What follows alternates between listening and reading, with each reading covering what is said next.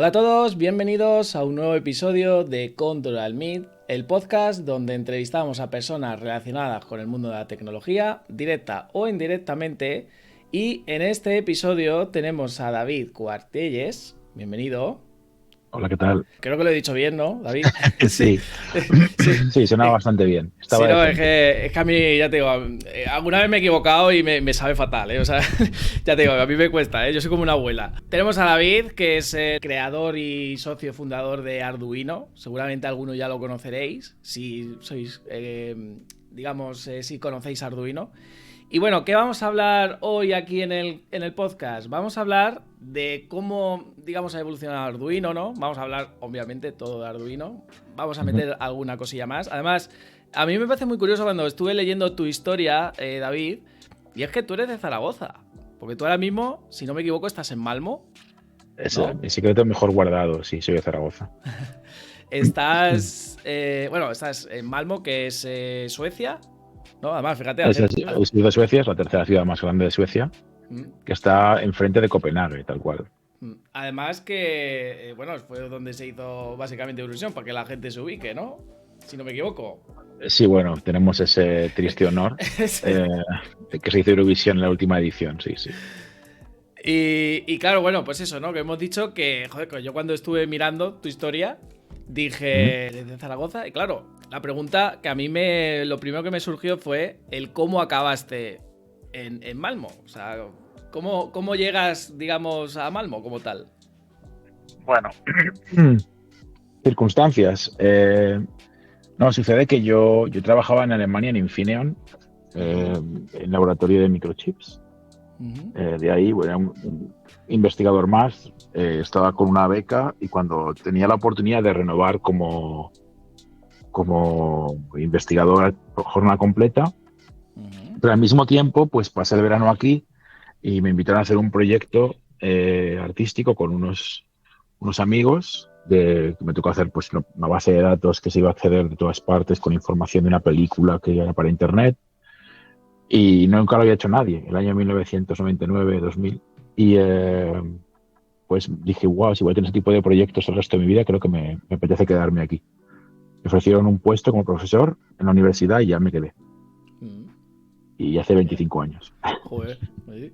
Y claro, ¿tú la vida en Zaragoza la echas de menos en la vida en España? ¿O Bueno, es se que yo está ya no muy bien estaba en allí? Zaragoza. Cuando vine aquí ya vine de Alemania. Quiero Ah, decir bueno. que, pues, da la circunstancia que yo estudié ingeniería y que en Zaragoza no había muchas posibilidades. Había un par de empresas nada más cuando yo me gradué de trabajar y trabajé en una de ellas como jefe de proyectos, pero no tenía la oportunidad de entrar a nada en investigación o desarrollo dentro de esa empresa porque pues las plazas estaban cubiertas y, pues no, pues veía que no tenía una carrera ahí y decidí marcharme. Es decir, Ujú. propuso irme a Madrid, como se fueron la mayor parte de mis compañeros, pues no fui bien lejos. Sí, sí, eso suele pasar cuando hay falta de oportunidades, pues a ver, hay que buscársela afuera, ¿no? Básicamente.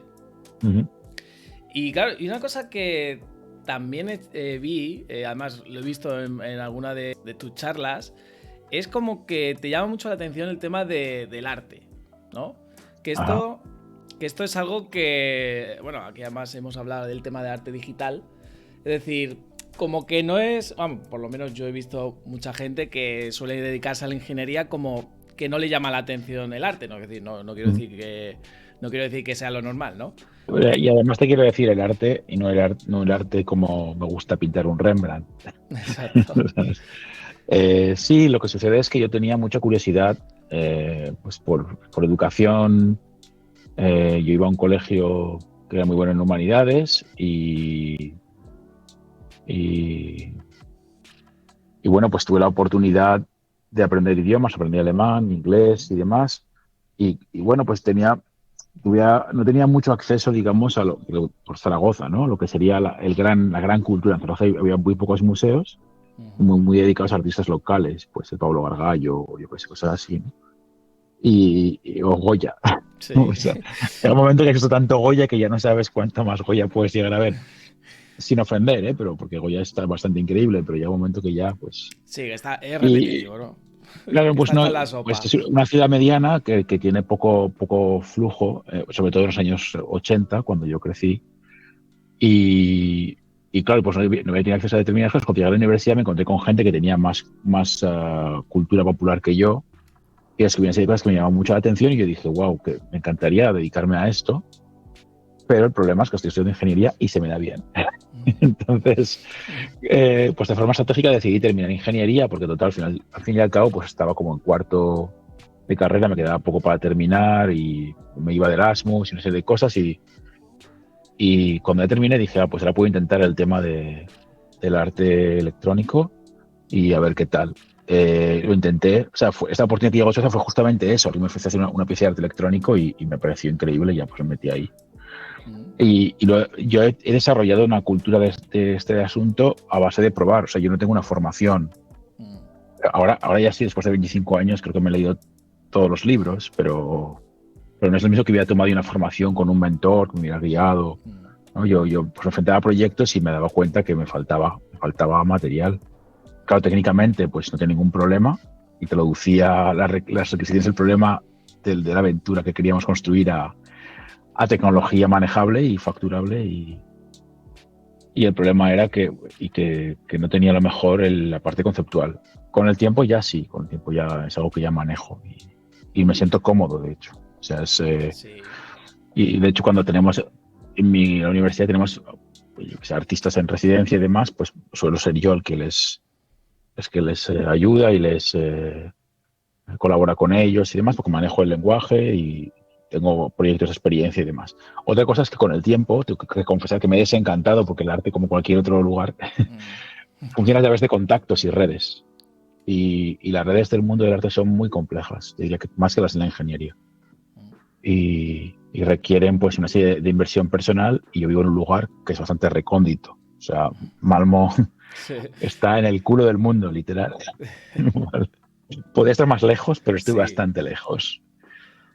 Entonces sí, resulta difícil manejarse, ¿sabes? Hay que estar en ciudades como Madrid o Barcelona Sí, muy céntricas, o ¿no? Londres o Nueva York o Seúl, que son lugares donde el arte electrónico, sobre todo, que es un nicho dentro del nicho, está bastante más establecido. Cuando hablamos de arte electrónico, exactamente para que Mm. la gente también se ubique, o sea, ¿te refieres a, por ejemplo, cuando entras en un museo y tienes como piezas digitales o cómo Claro, exactamente? Para que esto nos ahora ya es más hagamos una común, idea. ¿no? Si estás en España y vas, por ejemplo, en Madrid a Fundación Telefónica, ellos suelen tener piezas de arte electrónico, porque ellos, por ejemplo, han financiado durante tiempo, financiaban junto con otra gente los premios Vida, ¿no? Y cosas por el estilo. Cuando hablo de arte electrónico me puedo referir tanto a una pieza que sea casi robótica, que incluya movimiento, motores y demás, Ujú. eh, como sensores, o incluso pantallas, conexiones a Internet como sistema de obtención de información. Suelen consistir en piezas que son interactivas hasta cierto grado, porque a veces también conseguir una buena pieza requiere también un valor estético muy complejo. Y lo interesante del asunto es que, bueno, el material digital se puede entender como un material igual que se puede entender la pintura y los pinceles y el Sí, es papel otra donde dibujas con forma de arte, ¿no? carboncillo. Claro, esta es una forma de expresión. Y otra cosa, o sea, esto es muy, bueno, estamos entrando en aguas pantanosas, amigo. Claro, no, es decir, el arte no es ser capaz de dibujar o pintar. Se le O sea, expresar, ¿no? claro, también tiene una parte muy importante, que es la del reconocimiento. O sea, si yo consigo tener un estilo que cuando tú lo veas digas, esto lo ha hecho Sí. Cuartielles. Ah, bien. ¿Vale? Esto es, Sí, eso es sí. importante. Si tú escuchas, por ejemplo, un músico conocido, el momento que escuchas cuatro acordes y demás, sabes, esta tiene que ser esta banda porque suena súper parecido. No, en eso consiste también el arte, en crear algo que sea tan especial, aunque empleas una herramienta de expresión muy común, que la gente te reconozca, ¿no? Es como, pues, si coges Ibáñez, por ejemplo, dentro del terreno del cómic, que dibuja Mortadelo y Filemón, cuando Sí. Ibáñez dibujaba algo, sabías que era Ibáñez. Sí, la animación es muy común, sí, que tú ves, por ejemplo, ves unos dibujos o alguna animación y dices, ostras, pues son muy característicos, ¿no? Y al final tienes que diferenciarte y eso en el arte Exacto, pasará mucho. pues justamente ese algo que Sí. hace que distingas uno de otro es parte del arte. Es decir, conseguir que la gente te reconozca por... Y puede ser tantas cosas, porque un material puede ser, por ejemplo, una intervención artística, ¿no? Por tomar un ejemplo, una cosa que es bastante conocida es Cristo, que era un artista que se dedicaba a envolver edificios o islas o lo que sea. Entonces tú veías de repente un árbol en mitad de un bosque envuelto en una tela gigante, tal cual sabías que era Cristo, porque es el que envolvía cosas, ¿sabes? Entonces ese es un Sí, poco el algo asunto. identificativo, ¿no? Claro, entonces hay gente que ha conseguido tener realmente una, o sea, una expresión con material digital muy buena. Y entre España, de hecho, hay gente bastante conocida. En Estados Unidos también y demás. Y también se hace una cosa con el mundo del arte digital, y es que hay una parte muy importante que es la construcción de herramientas. Entonces, pues como era un campo nuevo hace 30 años, pues había que hacer herramientas para poder trabajar en ese campo. Entonces surgieron herramientas de programación como Processing o de electrónica como Arduino, que se empleaban para este tipo de cosas.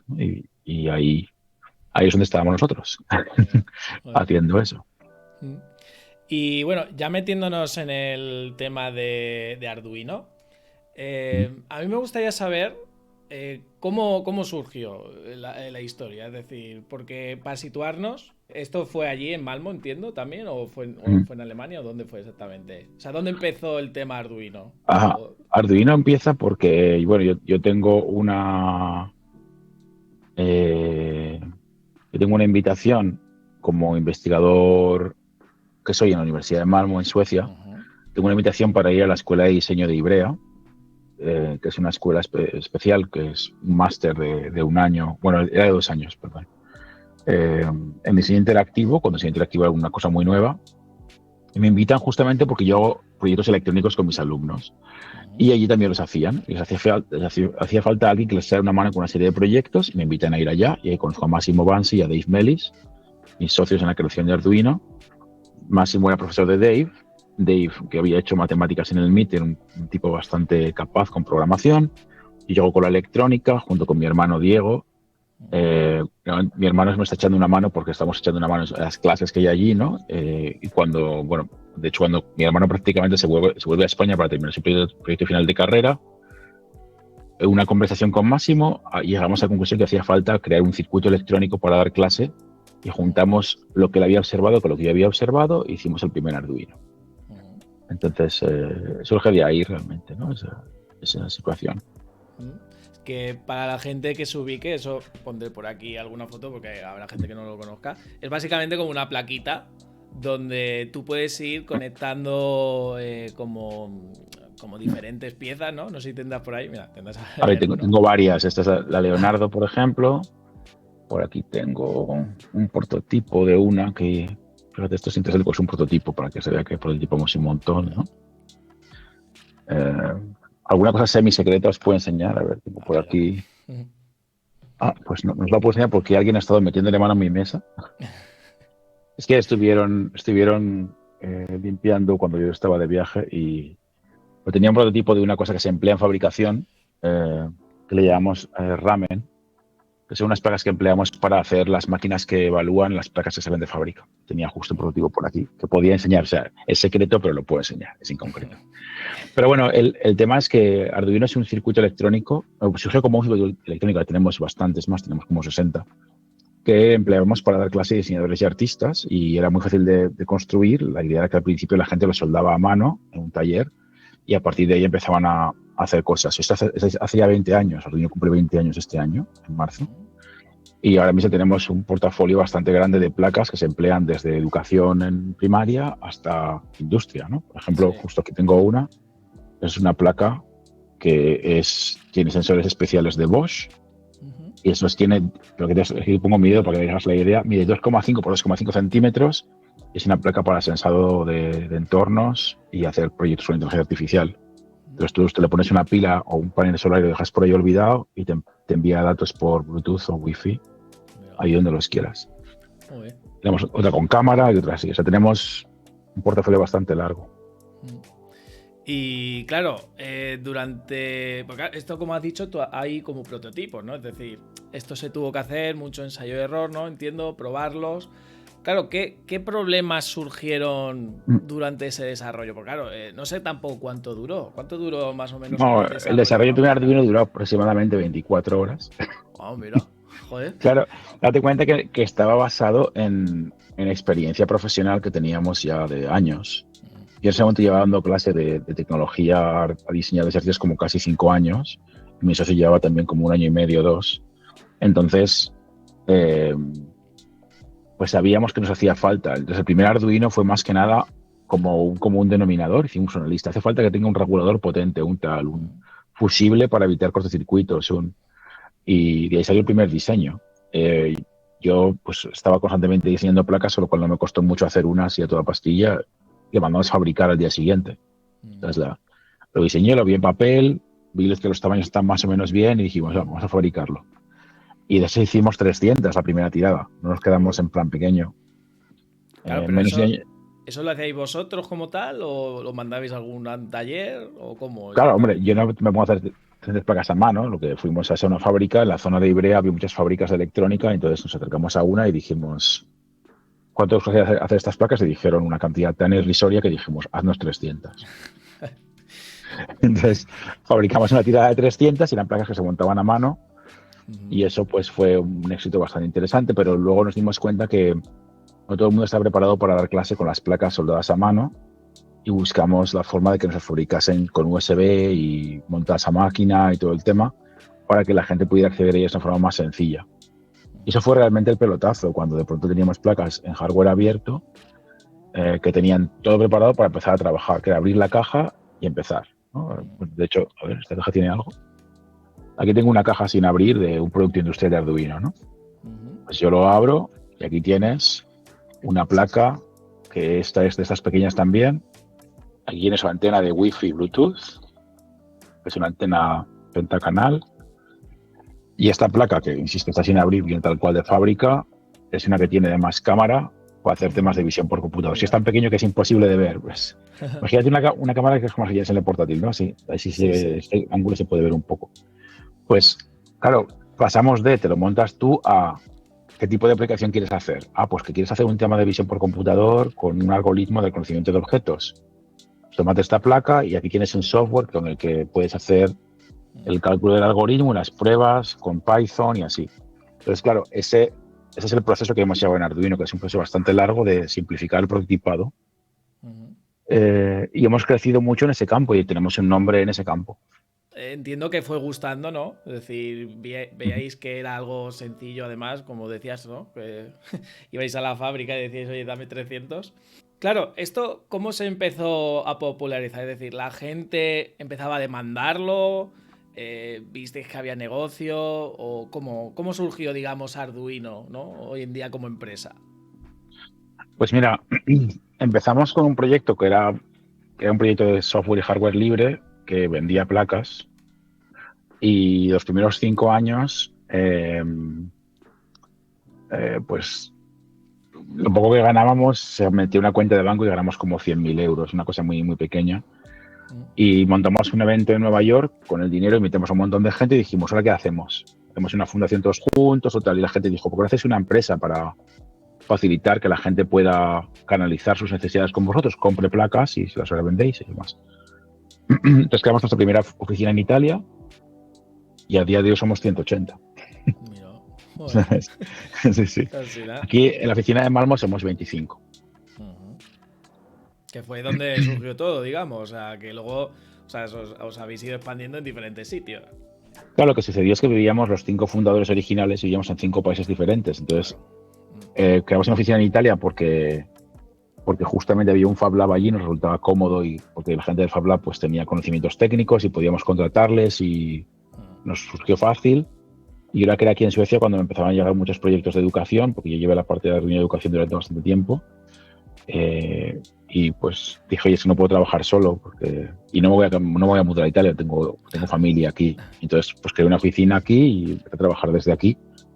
En Estados Unidos creamos una oficina hace 2 años, porque pues, Estados Unidos es muchísimo más caro para establecerse, y creamos una dedicada sobre todo a la parte de construcción de negocio, ¿no? Trabajar con empresas y fábricas que que emplean electrónica en su línea de producción para ver cómo podemos incorporar temas de Arduino industrial, más que nada. Además que yo cuando he visto muchas veces Arduino, yo lo he visto que la gente es muy creativa y creo que también es parte, además con lo que estábamos comentando antes, ¿no? Del tema del arte.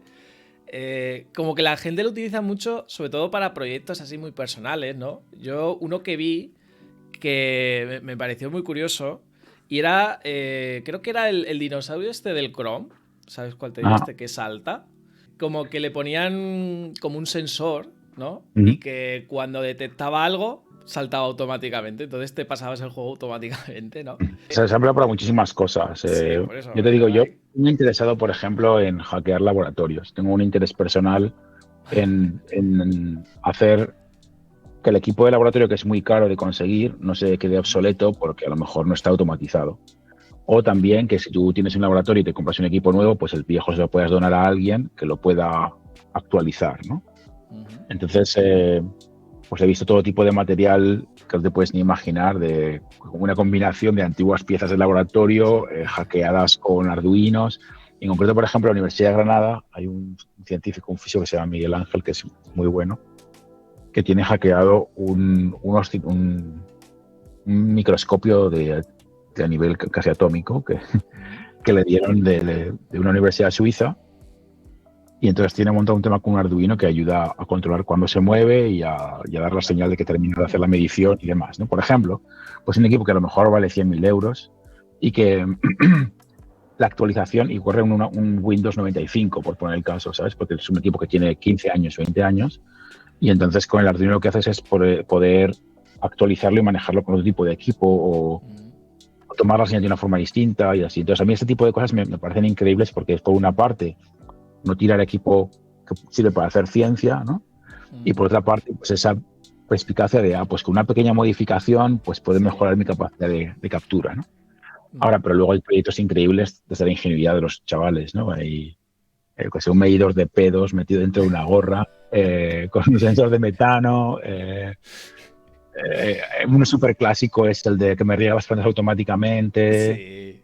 el de la alarma para cuando vienen mis padres a mi cuarto y los detecto. De esos hay los que quieras, pero yo, por ejemplo, este verano pasado hicimos uno en un taller que hicimos en Brasil con UNESCO, que era detección de especies de mosquito.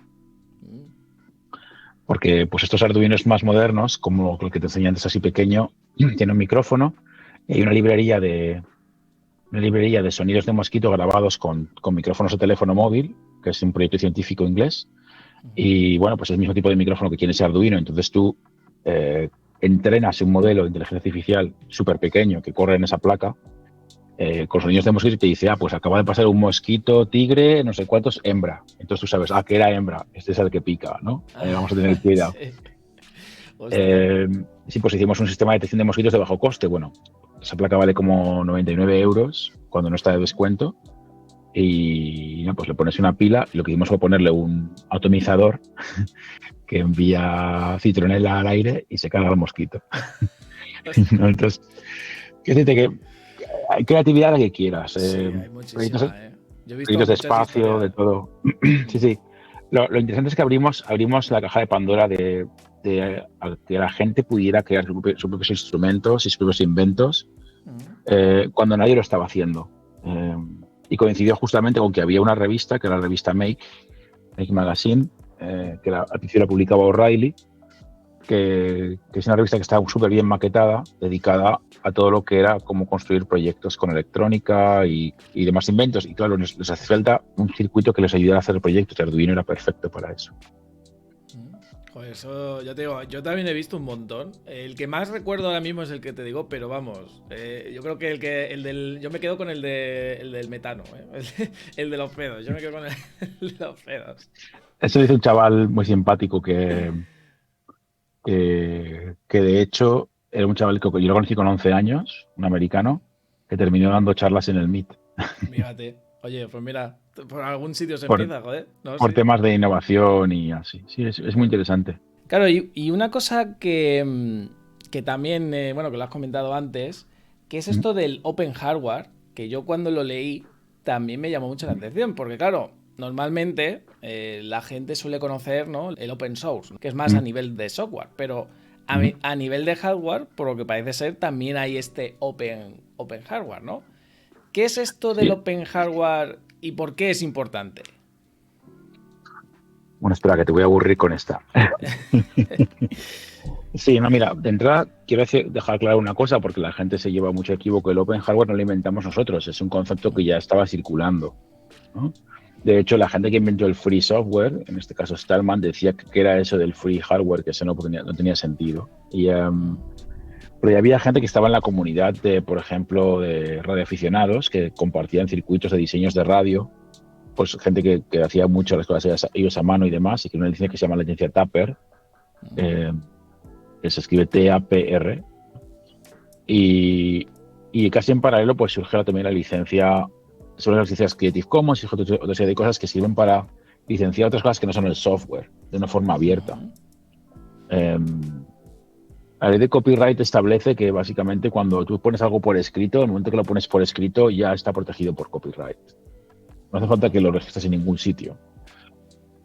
Entonces hace falta crear licencias para hacer lo contrario, para decir, bueno, pues que yo, vale, he escrito esto, pero quiero desprotegerlo, o quiero protegerlo solo con mi nombre, pero no quiero que la gente tenga que pagarme nada por ello, quiero poder compartirlo con la gente que lo va a emplear para educación, pero que no lo va a vender, por el caso, ¿no?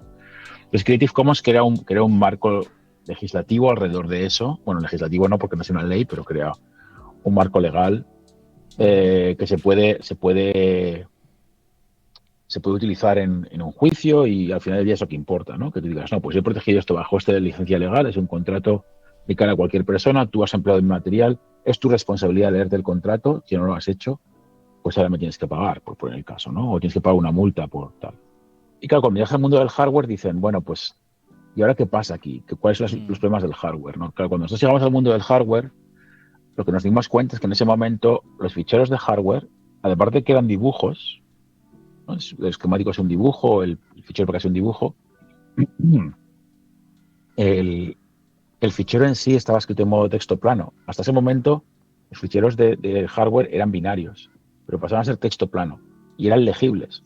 Imposible de entender, pero legibles.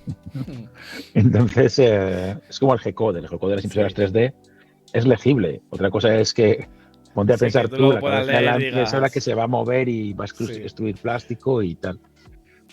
Es el clásico ejemplo de un diseño por capas que tenemos en ingeniería, ¿no? Haces una capa y haces una interfaz de la capa que oculta la complejidad de la capa y tú solo ves la API con las funciones. Pues aquí era lo mismo, ¿no? Y dijimos, bueno, pues tenemos dos ficheros de texto, se podrá licenciar como si fueran una poesía, una canción, un texto, ¿no? que se puede licenciar bajo Creative Commons, que es lo que hicimos en Arduino.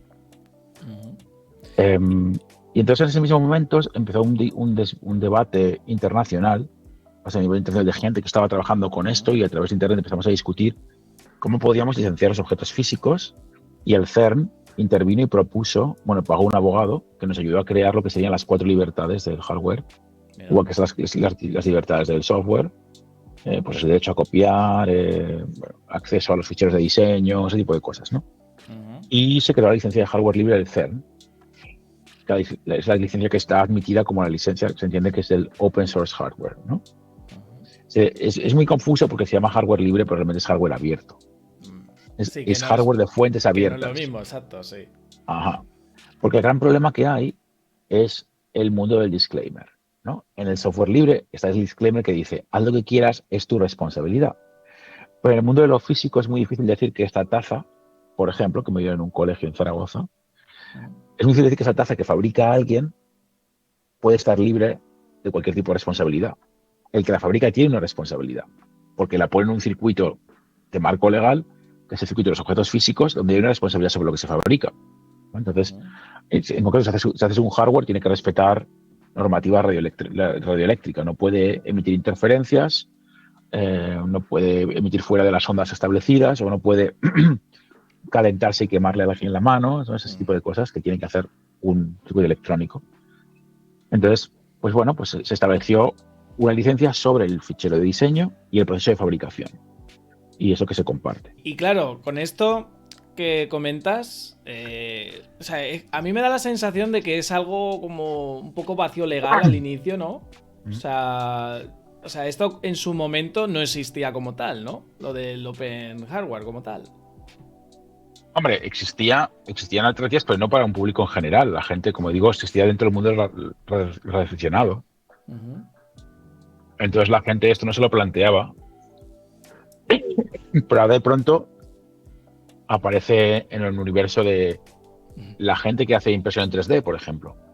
Que de pronto puede licenciar sus diseños y para compartirlos con la gente. Aparece en las placas electrónicas, aparece en inventos que hay por toda la red para temas de cultivos, irrigación, ¿no? Sí. Toda una serie de cosas que antes eh, sencillamente no sabías en qué marco estaba. La gente decía, te lo comparto porque, bueno, quiero ser buena gente, pero no había un marco legal que estableciera unas Claro, sí. pautas que te permita también decir, hey, alguien me lo está copiando, pero no para una buena causa, lo está empleando para hacer armas, por ejemplo.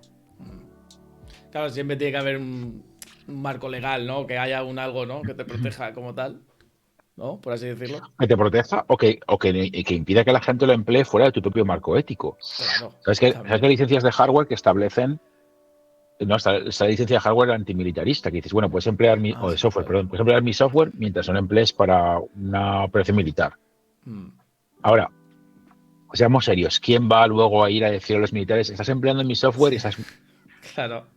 Es muy difícil hacer eso, pero bueno, tú Mm. creas el precedente legal, creas el contrato y dices no. Y si luego se da una circunstancia en la sociedad en la que tú puedas ir a defenderlo, pues así lo defiendes. Mira, interesante. Y claro, con el tema de Arduino, que esto es una cosa que también me llama la atención.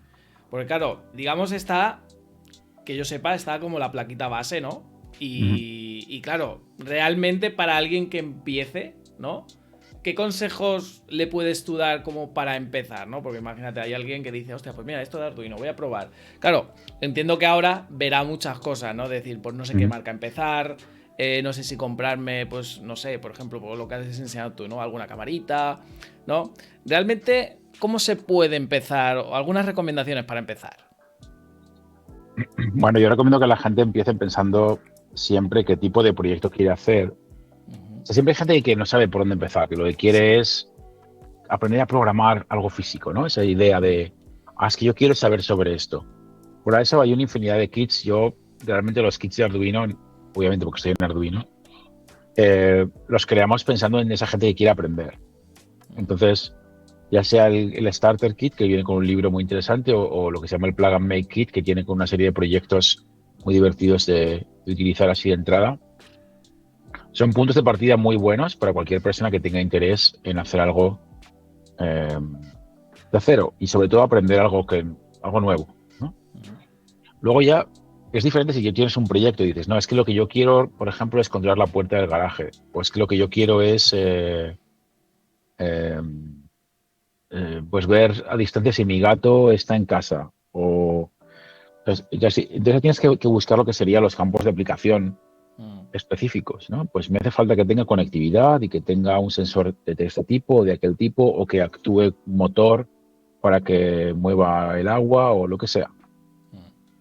Y entonces ya, pues yo ahí, claro, lo que no recomiendo es hacer lo que hacemos los ingenieros, que es dibujar el esquema súper complejo de todo y luego cortarlo en partes y voy a hacer... Porque esa parte, bueno, requiere también haber desarrollado la paciencia para desarrollar un proyecto de muy largo alcance, con un tiempo muy largo de entrega. Cuando yo creo que cuando tú estás aprendiendo, lo que te interesa es tener un montón de pequeñas victorias encadenadas. He conseguido que se mueva el motor. Ahora voy a hacer que el motor se mueva cuando la temperatura pasa de 30 grados. Ahora voy a hacer que si la humedad relativa es baja, entonces el motor no se mueva, porque en el fondo no me importa. Pero si la humedad relativa es alta, entonces sí que se mueva el motor para que se mueva la humedad fuera de la habitación, por ejemplo. Sí. Entonces serían pequeñas victorias poco a poco, ¿no? Entonces más que llegar y comprarte, por ejemplo, un montón de equipo por 500 euros, sí, que suele comprarte pasar, primero algo pequeño y es mejor que se te quede pequeño un día, que digas, que no me cabe el software en esta placa, me hace falta una placa con un procesador más grande, porque entonces habrás aprendido que te hace falta el procesador más grande. Entonces es curioso porque cuando trabajamos con Arduino, cuando creamos Arduino, lo creamos para diseñadores y artistas, y esa idea de lo que se dice en inglés el scarcity, como precariedad casi, ¿no? O sea, tengo un sistema precario, ¿no? Tengo un sistema con 8 kilobits de memoria, ¿no? Entonces dices, bueno, pues tienes que pensar de una forma distinta en cómo creas el código. Y cuando vienes de ciencias de la computación y quieres un conocimiento de programación en Python con algoritmos súper complejos, te dices, no, es que ahora tienes que pensar que tienes Claro, tienes algo muy 32... pequeñito, Claro, ¿no? tu memoria de variable es un array de 16 posiciones y la gente le explota la cabeza y dice, pero ¿cómo voy a poder hacer? Bueno, pues le metes datos, los procesas, borras, reescribes, ¿no? Claro, Tienes que volver a técnicas de programación de hace 30 años, ¿no? Entonces, joder. claro, mucha gente se le queda todo pequeño y por ejemplo, yo te puedo decir que pues Arduino, que es una tecnología que empezó con un chip de 8 bits, nos dimos cuenta que para una gran parte de las aplicaciones no hacía falta mucho más.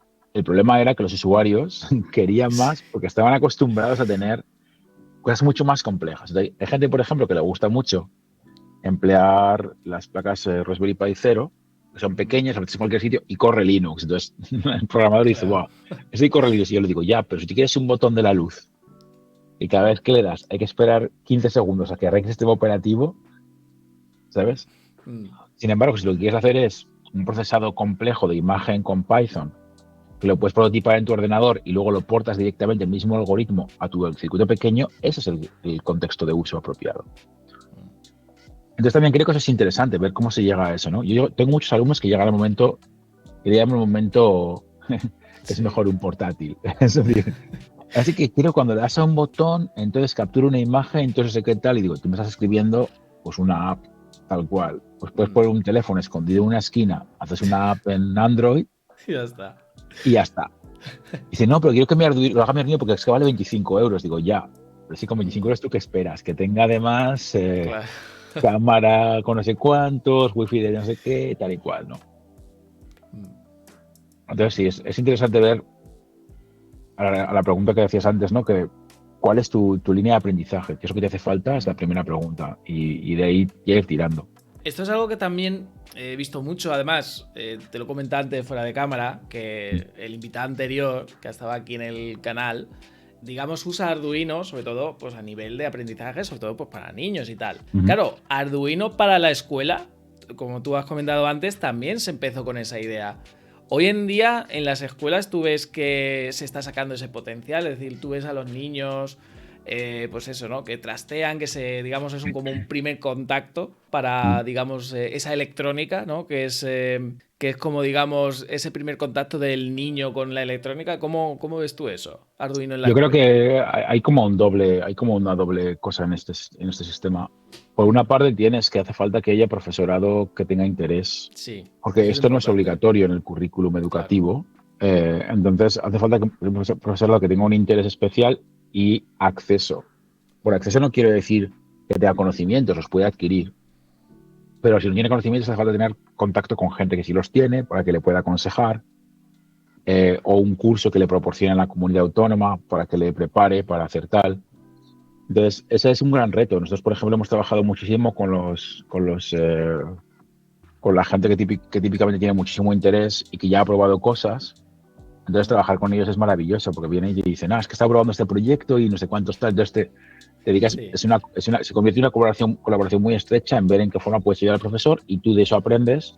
O sea, pues si hiciera un kit para un colegio, podría hacer un ejercicio como el que hace este señor, pero como yo lo voy a hacer en escala y quiero que además haga este otro proyecto, pues puedo fabricar piezas de plástico o de madera que permitan construir estos dos proyectos por el mismo precio, ¿sabes? Entonces, así trabajamos mucho con Arduino, ¿no? Colaboramos con gente y entonces importamos parte de sus proyectos para hacer actividades conjuntas y hacer kits que permitan cubrir muchos campos, ¿no? Pero claro, el problema, como insisto, es que en educación pues no todo es así, no todo es tan fácil. Es complicado, sí. Yo he visto centros educativos que tienen un presupuesto de 300 euros al año para material electrónico y que consiguen hacerlo. A veces por dinero que ponen los profesores, a veces por donaciones de padres, ¿no? He visto otros que tienen makespaces completos, mejores que el que tengo yo aquí en mi oficina, ¿sabes? Con cortadoras y CNCs y tal y cual, y dices, wow. No, hay una empresa en México muy interesante que se llama Hacedores, que hace un montón de proyectos, montan el Arduino Day, montan un montón de eventos maker y demás, que se dedican a instalar makerspaces en colegios Entonces, pues te montan unos makerspaces que no tienen nada que envidiar a los alfadas del Mi. Claro. Es como con todas las herramientas y inversiones de $500,000 y cosas por el estilo, locuras, auténticas locuras que dices, cualquier colegio público de España no lo tiene. Entonces, yo creo que el recurso más importante es el profesorado. Sí. Insisto que o tiene el conocimiento o tiene el interés y tiene el acceso. Ese es el primer paso. Y luego hay un montón de cosas que se pueden hacer. Por ejemplo, está el proyecto Scornabot, que surge en Galicia, que es un proyecto muy bonito que emplea impresoras 3D que hay por toda España y Arduinos Nano y hacen robots muy pequeños con motores paso a paso para emplear en la guardería. Mira. Hacen por 50 euros o menos un robot que suele costar como 100 y pico. Entonces, un centro que no tiene, pues se puede construir ellos mismos, con lo cual todavía les cuesta menos dinero.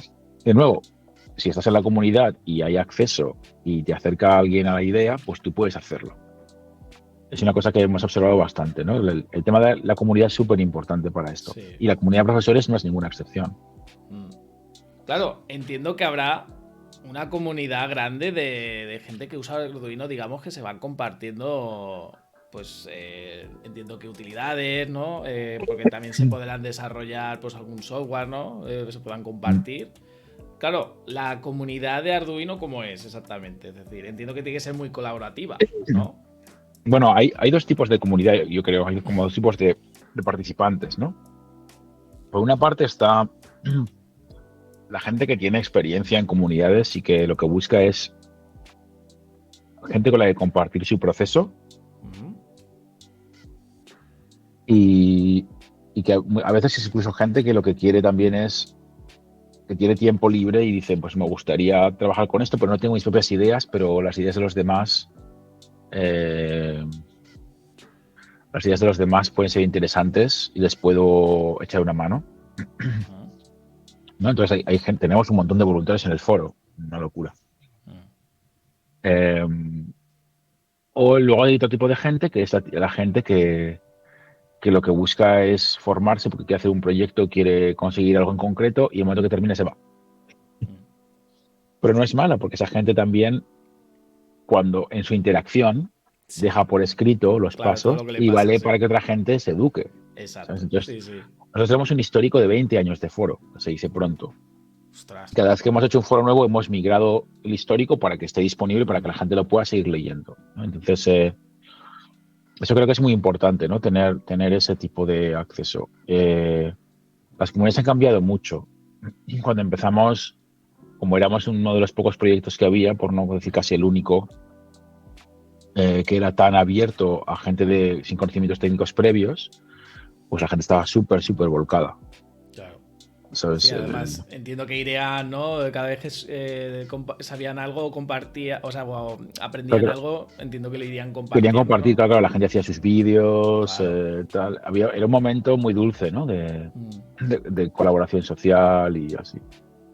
Eso con el tiempo ha cambiado, nos hemos encontrado con situaciones más donde pues ha intervenido ya pues gente que hace negocio con las cosas, pues hay youtubers que hacen tutoriales cada semana y demás. Y para mí es interesante porque es bueno, porque esa gente pues sigue atrayendo a otra gente, pero por otra parte tiene cierto grado de problematizar. No sé cómo se diría esta palabra. Bueno, es problemático. La forma de formular la frase. Está bien hacer un sustantivo del verbo problematizar. Sí. Bueno, problematizado, ¿no? Sí, bueno, es problemático. Entonces es problemático porque dices, bueno, pues obviamente ha cambiado la situación. Antes tú echabas una mano a alguien y esa persona te pagaba de vuelta haciendo la mejor documentación que podía, le colgaba una web, aunque fuera un blog perdido, y tú podías referirte al blog para que la gente lo encontrase, ¿no? Ahora mismo la gente llama y dice, es que hago muchos de estos, ¿por qué no me pagas porque haga un tutorial con tal? Y dices, pero...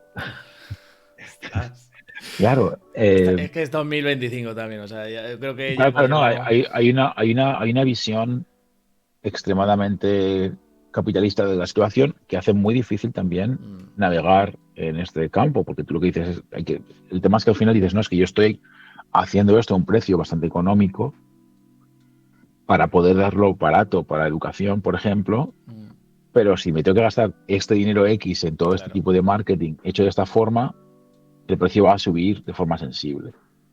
Entonces, hay que encontrar un equilibrio, yo también creo ahí, ¿no? Y bueno, pues, el otro problema que hay es que a mucha gente le gusta hacer lo básico, lo fácil, ¿no? Vamos a hacer que parpadeen los LEDs, vamos a poner un botón.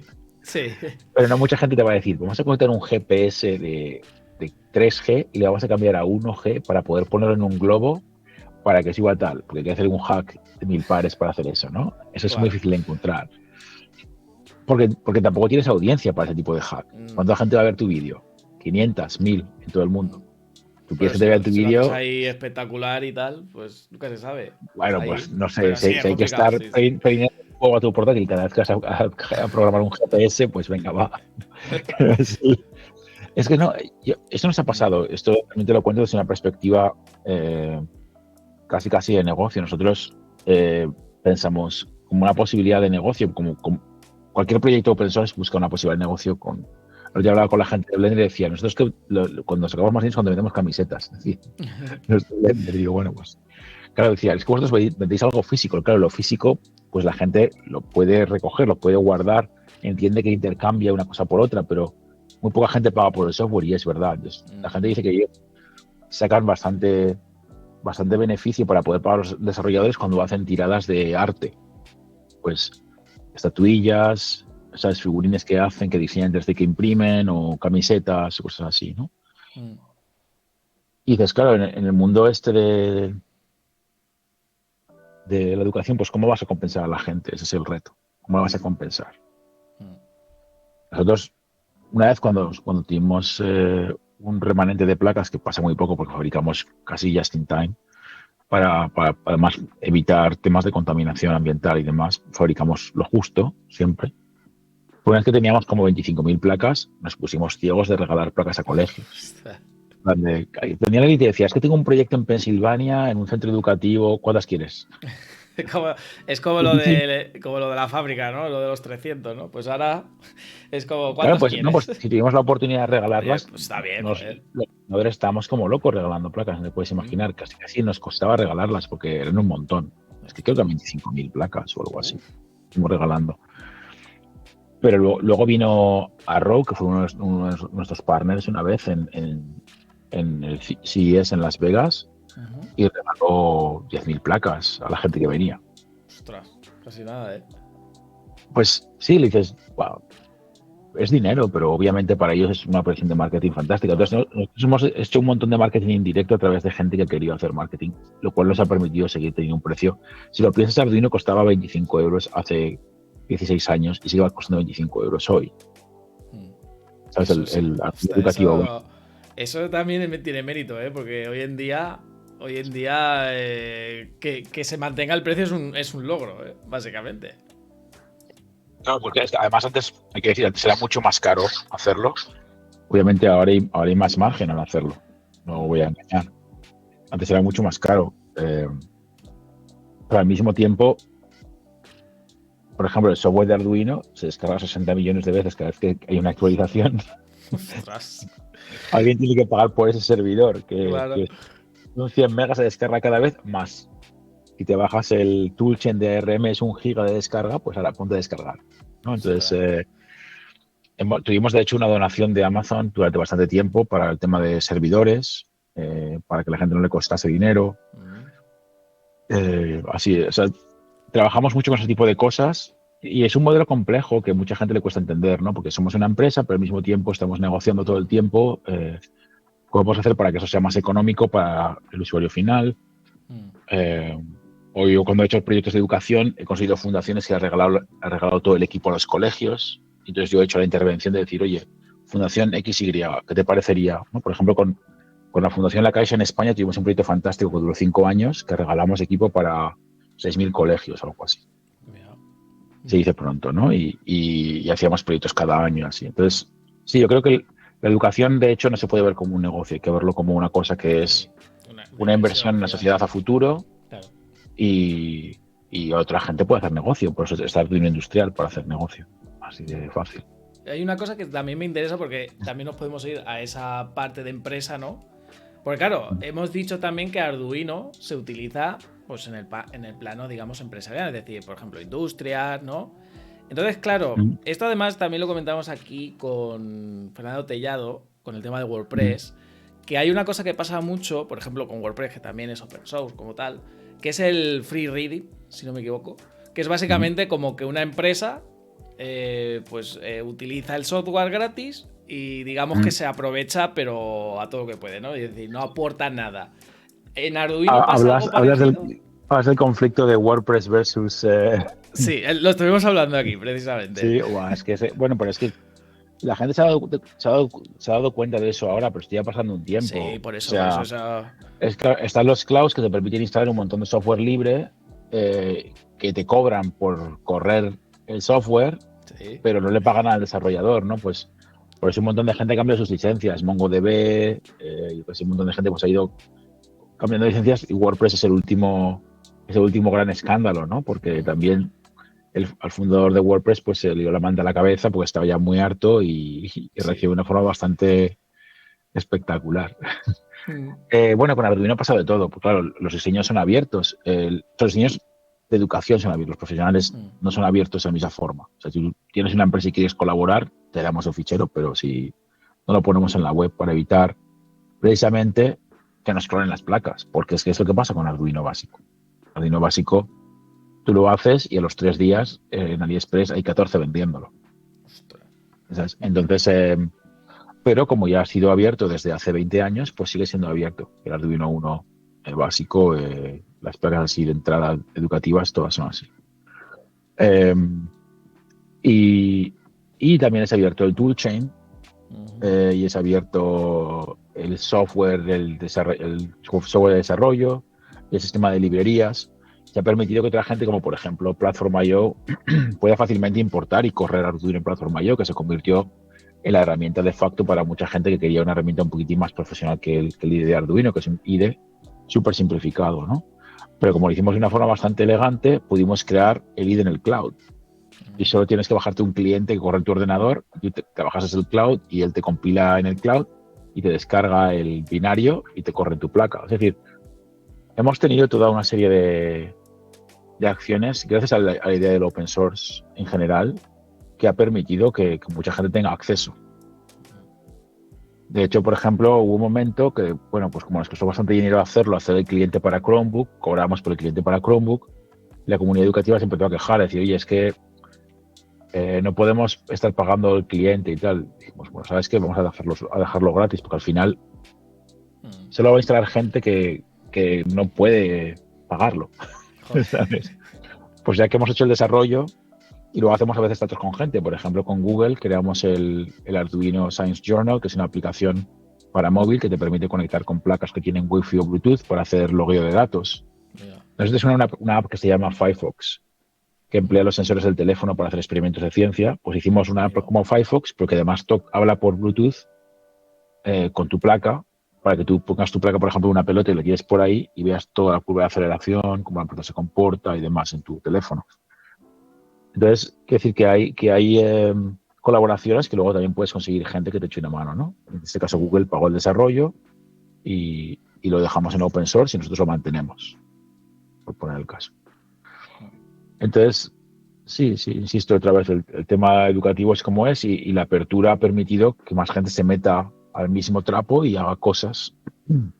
Por ejemplo, un caso muy gracioso. En un momento dado, hablando otra vez de Google, Mm. decidieron que querían hacer una cosa que se llamó el Google Open Accessory Protocol, que es el Mm. protocolo para accesorios físicos de Google. Entonces, querían que cuando tú tuvieras tu teléfono y le conectaras, por ejemplo, el cable, si el cable se conectaba con un aparato que, por ejemplo, era un robot y tenía ruedas y tal, dijera automáticamente, hola, soy un robot, tienes que instalarte esta app para que funcione. Y te llevaba directamente aquí al punto de descarga en tu teléfono y te instalaba Hostia, de qué la guay. tienda de aplicaciones a esto y ya hablaba por el cable y controlaba el robot, o por Bluetooth y controlaba el robot. Mira. Bueno, pues la placa que hizo Google para hacer esa demostración fue basada en Arduino Mega. Mm. Se pillaron el fichero de Arduino Mega de Internet, porque estaba disponible, y crearon una placa a la que le añadieron un chip de USB host y se ocurrieron para que al conectar los teléfonos móviles Android a esa placa, la placa les pudiera decir, instálate esta app. Hostias. Mira. Lo hicieron como demostración, luego lo abandonaron y yo estuve manteniendo ese software durante 2 años. Escribí un libro, que lo tengo por ahí en la estantería. Espera, te voy a enseñar así por Sí. diversión. Mira, eh, yo tengo dos libros de Android. Uno se llama Android Wearables. Por favor, las tapas no las elegí yo. Estoy muy en contra de la siguiente tapa, ¿vale? Y otro es el Android Open Accessory con Arduino. Mm. Entonces, son libros que te explican cómo estas librerías súper especializadas de Android se utilizan para programar diferentes objetos físicos. Pues yo tengo 3 libros de programación, 2 de Android y uno de Java, Mira. para que te hagas un poco la idea. Ese es un... Y estos son pues librerías experimentales que hizo Google y claramente, bueno, la de Android Wearables la hizo basando, que dio lugar a Android Wear y es el software que luego corre en los teléfonos, pero en los relojes. Pero el Open Accessory Protocol fue un intento de crear periféricos, igual que iOS, pues tenía a lo mejor el teclado que le conectabas al teléfono y se convertía en un pianito, ese tipo de Ah, cosas, ¿no? sí. Pues intentaron crear este protocolo abierto para que cualquier persona pudiera crear cosas. Ujú. Una filosofía bastante, yo diría, encomiable, ¿no? De pensar un poco a lo grande, de crear sistemas que crezcan. Desafortunadamente, lo que pasó fue que no duró mucho. Sí, El- que... Mira, Joder, una lástima, ¿eh? Pues pero- suena bien, ¿eh? No, o sea, el tema sigue estando ahí en Google. O sea, hay aparatos de Google que siguen teniendo ese tipo de comportamiento, pero como que el protocolo pues no explotó como Mm, esperaban. Esperaban que la gente se pusiera como loca a hacer accesorios, mm. ¿no? Y hay que decir que el mundo del accesorio funciona bastante más en el mundo de Apple porque es un ecosistema mucho más cerrado y controlado. Ya. Entonces, claro, la gente que se gastaba los 1.000 euros hace tiempo por el iOS, por el iPhone 12, pues quería claramente poder conectar ese pianito o el micrófono para hacer entrevistas o lo que fuera, ¿no? Y ese universo de accesorios no ha florecido en Android de la misma manera, ¿no? Mm. Pero bueno, el protocolo está ahí, que Sí, sepáis que lo podéis usar. nunca se sabe, ¿eh? Que luego el día de mañana lo explotan y, oye, ahí lo tienen en un cajón ahora mismo, ¿no? Pues No, hombre, ahora mismo el protocolo está, no es difícil. Creo que no hay que rutear el teléfono ya para usarlo. ah, No, por mira. el estilo. Y ya para acabar, que Ujú. te he tenido yo aquí ya mucho rato, David. Esto es más personal, como tal. Es Ajá. decir, con todo lo que hemos hablado. Es decir, de pues, que se use Arduino en las escuelas, que se use en empresas, lo del Open Hardware, o sea, todo lo que, digamos, hemos hablado. Tú como tal, ¿cómo te sientes con Arduino? Es decir, es como una especie de, como si fuera tu bebé, ¿sabes? Como tu creación. O Mm. sea, a nivel de sentimiento, ¿no? Es decir, de orgullo, ¿no? Que esto, por ejemplo, a los Hombre, programadores nos pasa mucho, ¿no? ves, yo cuando estudié ingeniería quería hacer algo que todo el mundo llevara en el bolsillo, era hacer como mi sueño. Sí. No sabía el qué. Mm. Sí, eso nos pasa mucho, ¿eh? Claro, claro, decir, ¿cómo puedo trascender? Ah, pues si la gente emplea lo que yo hago, ya he trascendido, ¿sabes? Es Mm. mi contribución, ¿no? Empecé haciendo sistemas de radio, luego estuve diseñando chips y luego empecé a dar clase y ya pensaba que jamás iba a llegar ese momento y de repente hice Arduino y se hacen millones al año, ¿no?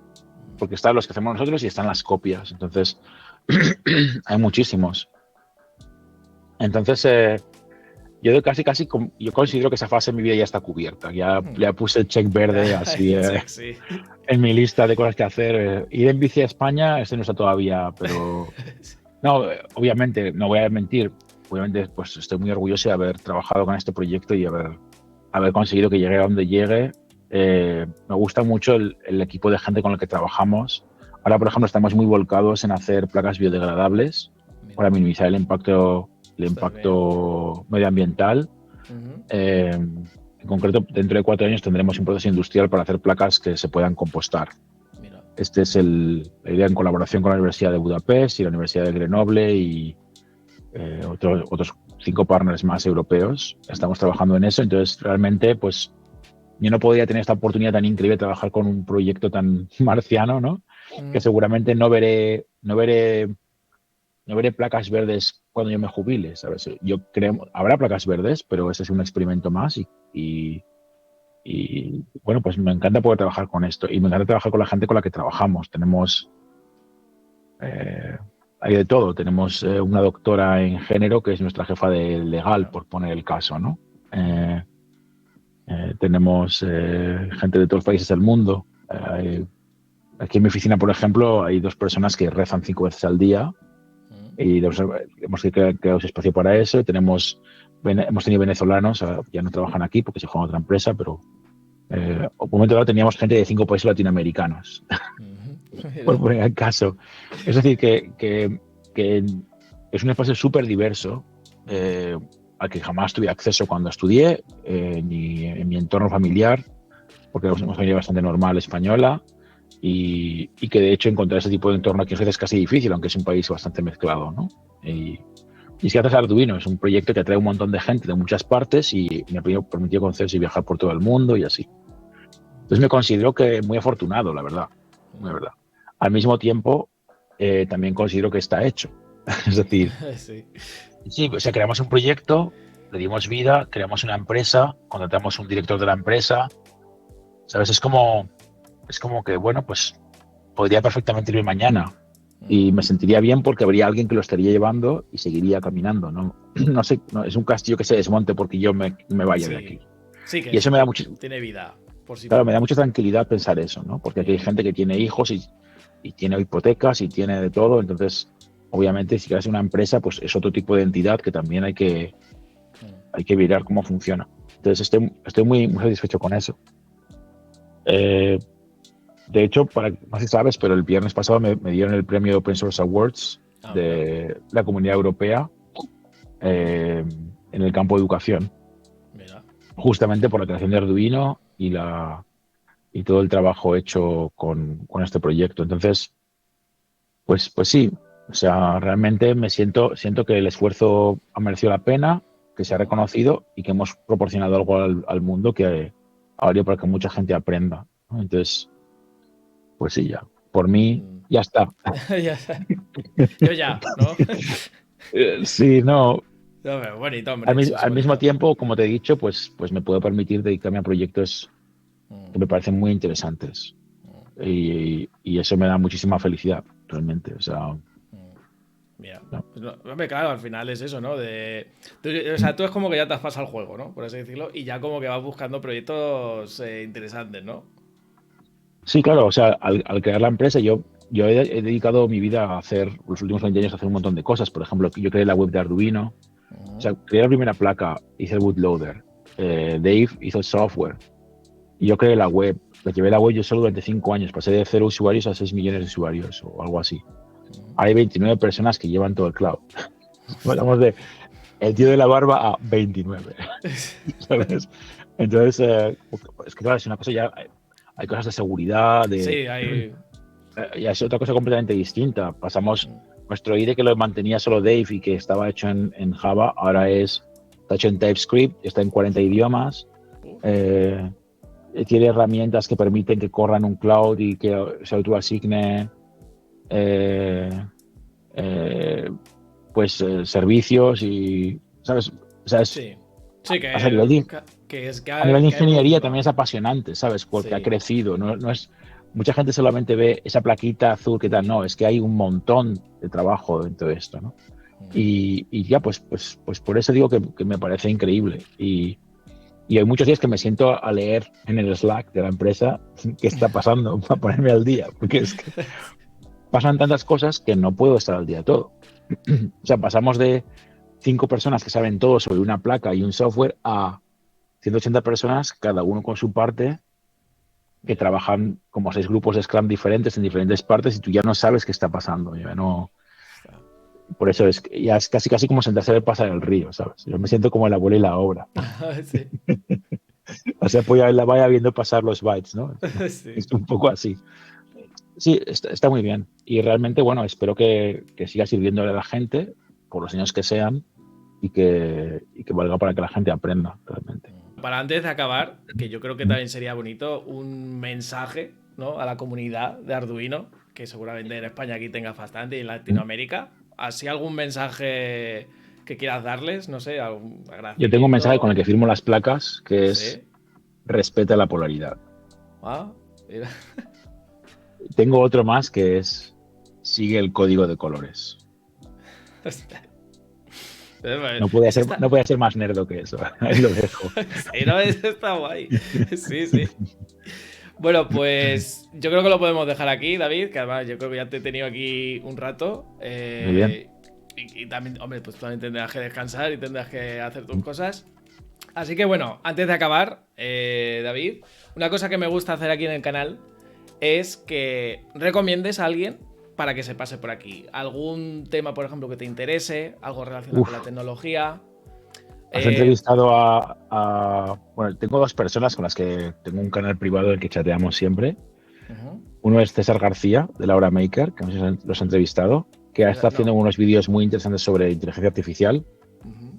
Eh, Está muy metido, es muy activo en el campo. Y el otro es Coleóptero, que es la persona que activaba la red de impresión 3D en España, Ujú. que es muy querido por la comunidad, una persona súper implicada. Entonces yo creo que cualquiera de los dos Ujú. son buenos candidatos. Pues mira, me los voy a apuntar y les Ujú. contactaré a ver si se quieren pasar. Bueno, pues muchas gracias, David, por pasarte de verdad. Para mí de verdad es un honor. Aunque yo no conozca mucho Arduino, tengo que decirte, lo he dicho antes, pero de verdad que respeto muchísimo y ya te digo, ese orgullo yo creo que al final todos los programadores y todos los ingenieros tenemos. Yo creo que eso te hace muy grande. Y, y a todos los que nos habéis estado viendo hasta ahora, muchas gracias. Y también en Spotify, que nos habéis escuchado, que hemos estado aquí un rato también. Muchas gracias. Y sobre todo a ti, David, como vuelvo a decirte, muchas gracias. Muy bien. Y Venga, pues nada, hasta pronto. nos vemos en el siguiente episodio. Adiós. Hasta luego.